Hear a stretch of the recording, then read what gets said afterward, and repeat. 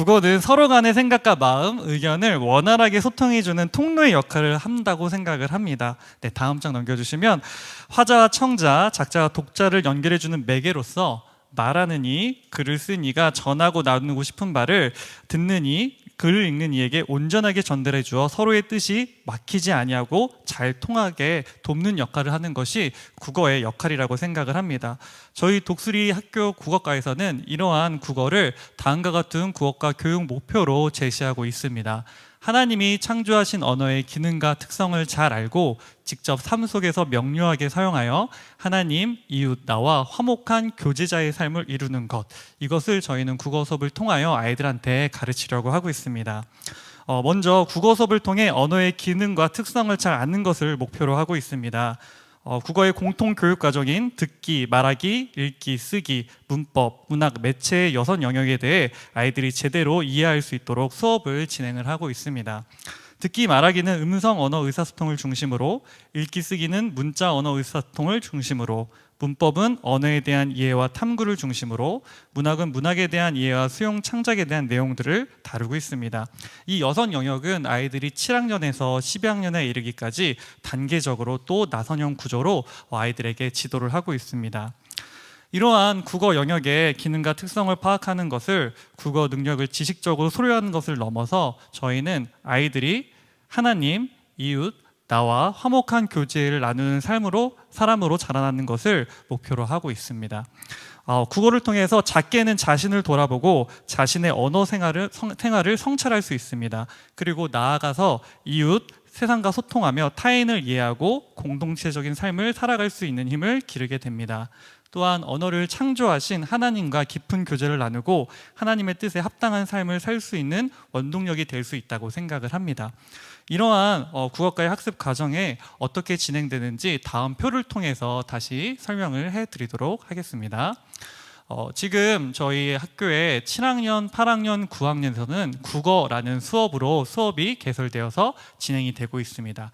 그리고 10학년, 11학년, 12학년에서는 이 국어의 수업 내용이 좀 더 심화되어서 진행이 되고 있습니다.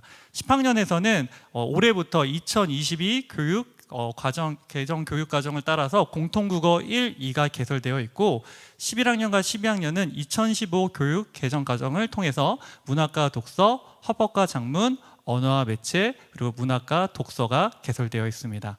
한 번 더 눌러주시면은요, 이제 우리 10학년 아이들이 11, 12가 되면은 교과목이 좀 바뀌게 됩니다. 그래서 문학 수업은 그대로 듣고 있지만 독서와 작문 수업이 결합된 독서와 작문, 그리고 화법과 언어가 결합된 화법과 언어 수업을 듣게 됩니다. 그리고 아이들은 전 학년에 걸쳐서 어휘력과 문법이 중요하기 때문에 이 내용들을 7학년에서 12학년까지 어휘시험과 또 문제풀이 등을 통해서 다시 한번 이 내용들을 심화해서 배우고 있습니다. 여기 있는 내용들을 좀 더 세부적으로 다음 페이지를 통해서 보여드리도록 하겠습니다. 7학년 국어 수업에서는 읽기 영역 중심의 빅트리와 하브루타 100권 독서를 진행해서 독서력을 키우고 있습니다. 8학년에서는 7학년에서 가까운 독서력 위에 말하기 듣기 영역을 이용한 사고력을 기르는 하브루타 수업이 진행됩니다. 9학년에서는 7, 8학년의 과정을 종합하여 효과적으로 표현하는 쓰기 수업을 진행하고 있습니다. 개인 작문과 협동 작문을 통해 창의력 사고와 그리고 개성적 발상을 마음껏 표출하고 있습니다. 이러한 저학년 교육과정은 저희가 2016년부터 국어과에서 시도한 수업들로 다른 학교와는 차별성을 갖는 고유한 수업들이라고 이야기할 수 있겠습니다. 고학년에서는 저학년에서 배운 내용들을 바탕으로 교육과정 편제의 틀 안에서 수업을 운영하고 있습니다. 저학년에 비해 수업에서의 자율성이 조금은 부족하지만 교과서와 텍스트를 중심으로 심화된 내용을 지도하고 있습니다. 고학년에서는 아까 수학과에서도 강조했듯이 학생들의 자기주도 학습을 강조하고 있습니다. 고학년에서는 자신의 국어 능력을 향상시키기 위해서 학생 스스로가 독서 및 문제풀이를 주도적으로 할 수 있도록 권면하고 지도하고 있습니다. 이러한 교육과정 속에서 지금 이 시간에는 저학년 교육과정을 좀 더 중점적으로 여러분들께 소개해 드리고자 합니다. 7학년의 수업을 먼저 소개해 드리도록 하겠습니다. 7학년은 읽기 중심의 수업을 진행하고 있습니다. 앞서 저희가 소통을 통해서 그런 화목해하는 과정 가운데 나아가는 그런 국어를 아이들한테 가르친다고 이야기를 하고 있는데요. 올바른 소통을 하기 위해서는 먼저 상대방의 의견과 주장을 듣고 읽는 것에서 출발해야 합니다. 이때 나의 생각과 의견으로 재해석한 이해가 아닌 본질적인 대상 그 자체에 대한 이해가 필요합니다. 그런 훈련을 하기 위해서 저희 국어과에서는 7학년에서 빅트리 수업과 100권 읽기를 실시하고 있습니다. 빅트리를 이해하기 위해서는 화면에 보이는 것 같은 큰 나무를 생각해 보시기 바랍니다. 이 나무를 세 가지로 구분해 본다면 뿌리, 줄기와 가지, 열매로 나누어 볼 수 있습니다. 빅트리는 이 각각의 부분을 생각, 말과 행동, 삶의 모습으로 대응해서 바라봅니다. 즉 우리 마음속에 뿌리인 생각이 말과 행동이라는 줄기와 가지를 지나 삶의 모습에서 열매로 나타나는 것입니다. 이 중에서 가장 중요한 것을 뽑는다면 바로 뿌리가 아닐까 생각합니다. 독수리 학교의 핵심 뿌리인 믿음에 근거한 성경적 가치관과 세계관이 중요하듯이 7학년에서는 빅트리 수업을 통해서 이러한 성경적 세계관을 뿌리로 단단하게 다지는 과정을 갖습니다. 빅트리 수업에서는 성경에서 말하는 바를 있는 그대로 정확하게 읽고 받아들이는 태도를 강조하는데, 이는 학생들에게 사실적 독해를 수행하며 단어의 뜻, 문장의 의미에 대해 본래의 의미 그대로 받아들이는 훈련을 하게 합니다. 또한 정의학이라는 방법을 사용하는데요. 정의는 개념의 의미를 명백하게 밝혀 규정하는 것으로 내 기준과 잣대로 판단하고 재해석하지 않고 받아들이는 태도를 말합니다. 현재 7학년에서는 레이기와 히브리서를 빅트리의 방법으로 공부하고 있습니다. 레이기는 어른들도 어려워하는 내용인데요. 각종 제사의 방법들이 나와 있고 아이들이 어려운 한자어들도 많이 나와 있습니다. 그래서 아이들이 이해를 잘 할 수 있도록 성막 모형 등을 직접 제작하는 활동을 통해서 내용을 좀 이해하는 데 보충 활동들을 하고 있습니다. 아이들이 이러한 한자어의 뜻을 사전을 통해 찾아보고 또 하나님에 대해, 인간에 대해 정의를 내리는 과정을 통해 하나님이 어떤 분이신지 분명하게 인식하게 됩니다. PPT 화면을 좀 넘겨주시면 감사하겠습니다. 레이기에는 히브리서에 이어지는 레이기에서 히브리서로 이어지는 그 빅트리의 과정을 통해 성경 66권 전체의 메시지를 이해하는데 아이들이 도움을 얻도록 합니다. 창조, 타락, 구속의 과정 속에서 과거 제물로 제사 지냄으로써 하나님과의 끊어진 관계가 회복될 수 있었던 인간이 예수 그리스도께서 친히 화목 제물이 되어주셔서 예수님을 믿기만 하면 모든 죄에서 자유할 수 있는 자격과 권세가 주어졌음을 이 과정을 통해서 아이들이 깨닫게 됩니다. 이렇게 7학년 때 배운 빅트리의 방법은 이후 모든 학년이 아침에 큐티를 할 때에 큐티의 방법으로 사용이 되고 있습니다. 빅트리는 성경 수업이 아닌 국어과 수업이지만 성경적 세계관을 세워주는 독수리 국어과만의 독특한 수업이라고 말씀드릴 수 있겠습니다. 다음으로 저희 100권 읽기에 대해서 설명해 드리려고 하는데 잠깐 퀴즈를 내보려고 합니다. 화면을 잠깐 띄워주시면요. 네, 다음 장면. 네. 다음 중 학생들에게 학력 향상을 가장 크게 가져온 방법이 어떤 방법일지 한번 위에 있는 것들을 한번 봐주시면 좋을 것 같습니다.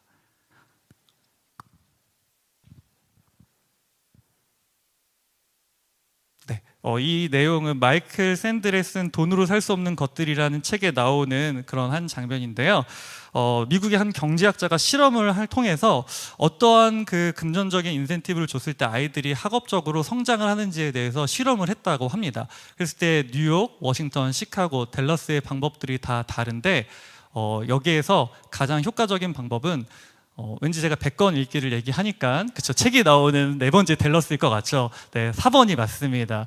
네, 댈러스 지역에서 아이들에게 이제 책을 읽을 때마다 $2를 줬을 때 아이들이 이렇게 학습에 효과가 있다는 것이 실험을 통해서 증명이 됐다고 합니다. 제가 이 얘기를 아이들한테 하니까 아이들이 자기도 이렇게 돈을 받았다면 100권을 했을 거다.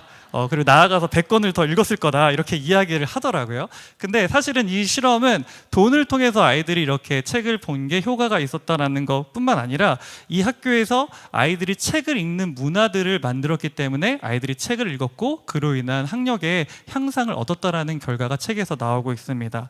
여기서 중요한 것은 외적 동기에 의해서든 학교의 문화에 의해서든 책 읽기가 아이들에게 학습력에 큰 도움을 주었다는 것이 증명되었다는 것입니다. 독수리 독수리 7학년에서의 그 1년간 100권 책 읽기는 시카고 플랜을 본따 일명 독수리 플랜이라고 저희들끼리는 이야기하고 있습니다. 7학년 시기는 아이들이 초등에서 중등으로의 학습이 시작되는 중요한 시기로 독수리 학교의 매체 단절 기간인 이 시기에 100권이라는 책을 읽음으로 독서에 대한 습관을 들이고 책 읽기의 즐거움을 알아가도록 하는 것을 목적으로 하고 있습니다. 요즘 아이들이 문해력이 부족하다라는 이야기를 많이 하는데요. 여러 가지 요인이 작용한 탓도 있지만 가장 근본적인 이유는 아이들이 책을 읽지 않기 때문인 것 같습니다. 다양한 영상 매체와 또 어려운 어휘나 긴 글을 읽기 싫어하는 문화 속에 아이들은 책 읽기가 습관이 되지 않아 학습력이 많이 떨어져 있습니다. 독수리 7학년 100권 독서는 그동안에 소홀했던 독서력을 배양하기 좋은 시간이 된다고 자부합니다. 7학년 어머니들께서는 아직 남은 시간 동안 아이들이 100권을 포기하지 않고 완주할 수 있도록 함께 힘을 내주셨으면 좋겠습니다.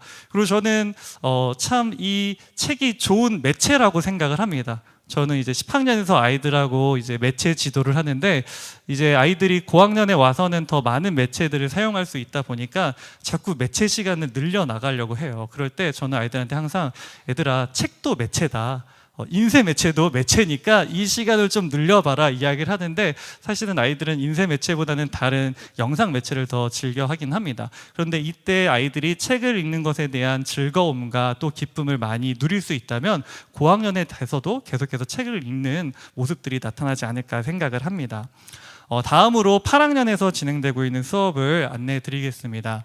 8학년에서는 말하기 듣기 영역을 중심으로 유대인의 정통 학습법인 하브루타 수업을 진행합니다. 짝을 지어서 질문하고 대화하고 토론하고 논쟁하는 방법인 하브루타는 질문에 대해 답을 하는 게 아니라 질문을 하는 능력을 기르는 교육을 목표로 하고 있습니다. 하브루타 수업은 가르침과 배움의 역동성이 넘치는 수업입니다. 학생 서로가 끊임없이 질문하고 답을 하고 다시 질문하는 과정을 통해 상호작용의 학습이 일어납니다. 또 질문을 통해 평소에는 쉽게 지나쳤을 내용들을 다시금 들여다보고 깊이 있게 생각하는 힘을 기를 수 있게 됩니다. 대화 중심의 수업이다 보니 학생들이 지루해하지 않고 즐겁게 수업을 참여한다는 장점도 있습니다. 제가 하브루타 수업이 어떻게 진행되는지 잠깐 보여드릴 수 있는 영상을 가져왔는데요. 아쉽게도 지금 8학년이 아니라 12학년 아이들이 8학년이었을 때에 제가 9학년이다 보니까 약간 자료의 업데이트가 늦었습니다. 그래서 12학년들의 풋풋했던 8학년 때 모습을 잠깐 보실 수 있을 것 같습니다.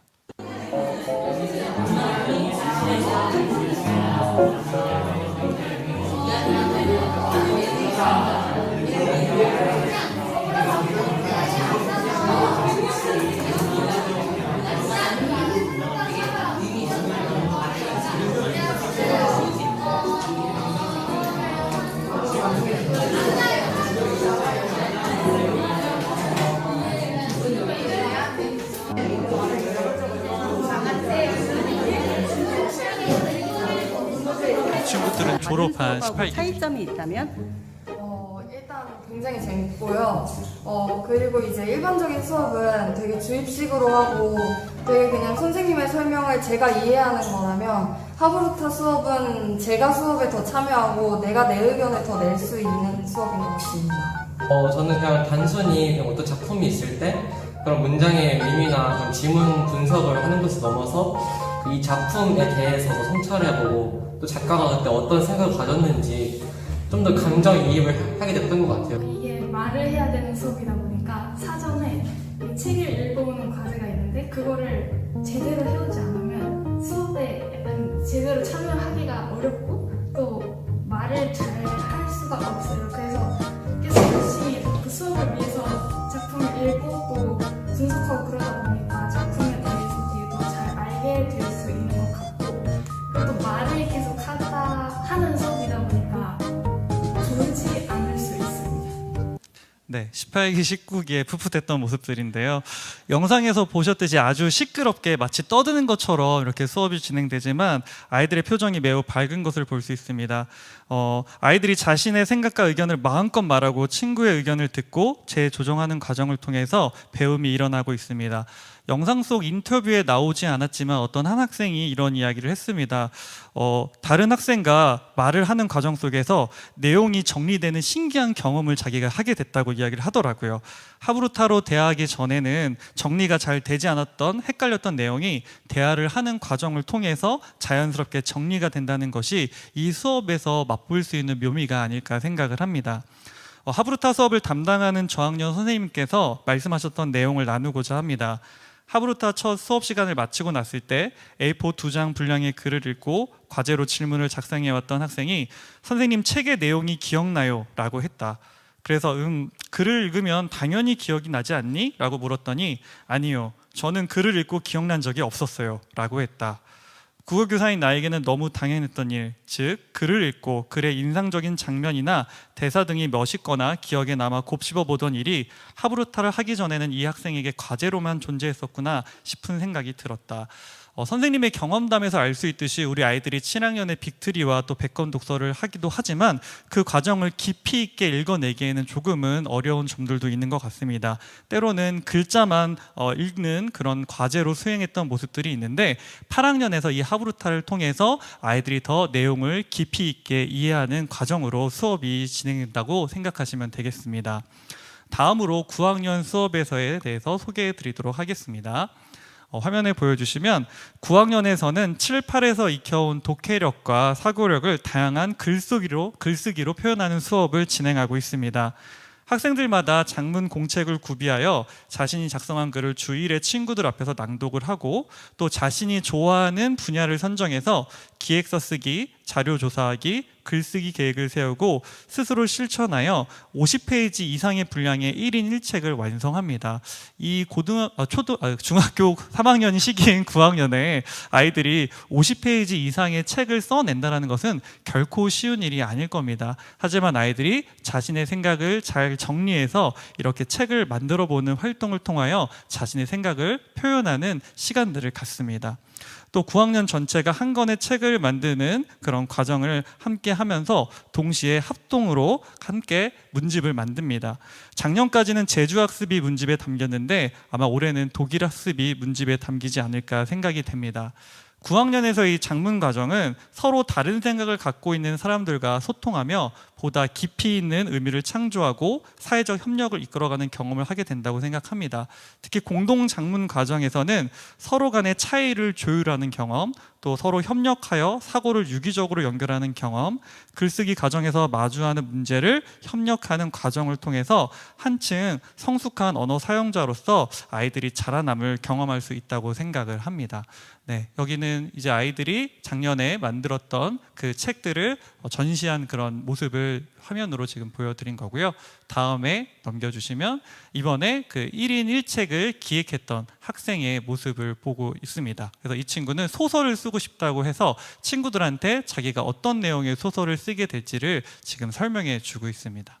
네, 그리고 다음 장에는 10학년 아이들이 썼던 작년에 썼던 이 문집에 대한 소개가 있습니다. 아이들이 쓴 책들은 도서관에도 구비되어 있고요. 어머님들도 아마 보실 수 있을 것입니다. 이렇게 저학년 교육과정을 소개했습니다. 저희 고학년의 교육과정은 여기에서 좀 더 심하다는 내용들이 있는데 아까도 말씀드렸듯이 2015 과정에서 2022 교육과정으로 바뀌는 과정 가운데 좀 여러 가지 바뀌는 점들이 있어서 고학년에 이제 학부모 진학 설명회 등을 통해서 그 세부적인 내용들을 좀 더 설명을 해드리도록 하겠습니다. 이번에 국어과 교육과정 발표를 준비하면서 저학년 국어과 수업이 지나온 10년의 시간을 생각하면서 이번 2학기 주제인 용기와 인내에 대해서 생각을 해볼 수 있었습니다. 기존에 있었던 교과서가 아니라 성경과 책 중심의 수업을 시작할 때만 해도 이것이 옳은 방향인지 또 아이들에게 도움을 줄 것인지 걱정과 염려가 있었습니다. 하지만 하나님의 인도하심을 믿고 또 교수님과 여러 도움을 주시는 분들 또 저학년 선생님들의 헌신과 노력으로 지금의 빅트리 100권의 독서 그리고 하브루타 장문 수업 그리고 이런 1인 1책 합동 장문 수업이 운영될 수 있었습니다. 현재 수업이 저학년 수업이 완벽하다고 말씀드릴 수는 없지만 계속해서 수정 보완할 부분들도 있지만 독수리 학교의 핵심 교육 방법인 성경적 세계관과 과정주의에 잘 맞는 교수법이 아닐까 생각을 합니다. 이제는 고학년에서도 용기와 인내를 발휘해서 국어과 수업을 변화하려고 생각을 하고 있습니다. 사실 저도 이제 고학년에서 수업을 하면서 저학년의 수업이 좀 부러웠던 적도 있었던 것 같아요. 좀 더 아이들과 책에 대해서 깊이 있게 보고 거기에서 더 아이들의 생각을 이끌어내는 수업을 하고 싶다는 생각을 하면서도 저도 이제 고학년의 수업을 하다 보니까 아이들이 보게 될 수능에 대한 그 부담감을 좀 내려놓기가 쉽지 않았던 것 같습니다. 그래서 예전에 아이들한테 문학을 가르칠 때에도 문학의 깊이 있는 이해와 감상들을 나누기보다 어느 부분이 아이들이 공부할 때 문제를 풀 때 나오는 게 좋은지 또 어떤 점을 봐야 되는지를 중심으로 설명했던 것 같습니다. 저도 참 용기가 없었던 게 아니었을까라는 생각을 해보았습니다. 그래서 이번에 저희 국어과에서는 새로운 교육과정인 2022 개정 교육과정이 시행되는 시기에 맞춰서 저학년의 수업을 계승해서 고학년에서도 조금 고학년 특성에 맞는 수업을 개발하고자 생각을 하고 있습니다. 마지막으로 제가 단어 하나를 여러분께 소개해 드리려고 하는데요. 되게 좋아하는 단어인데 시나브로라는 순우리말입니다. 모르는 사이에 조금씩이라는 뜻을 갖고 있는데 이 단어가 저희 독수리 학교와 국어과 수업을 잘 설명해 주는 단어인 것 같습니다. 매일매일 물맷돌을 던지면서 과정주의의 공부를 하는 독수리들이 하나님의 영광을 드러낼 의의 나무로 쑥 자라나듯 국어 능력도 오랜 시간을 거쳐 조금씩 자라납니다. 앞으로 국어과에서 우리 아이들의 국어 능력이 좋은 뿌리 위에서 조금씩 날마다 자라나 아름답게 사용될 수 있도록 저희 국어과에서 열심을 다해서 지도하겠습니다. 이것으로 저희 국어과 교육과정 발표를 마치도록 하겠습니다. 경청해 주셔서 감사합니다.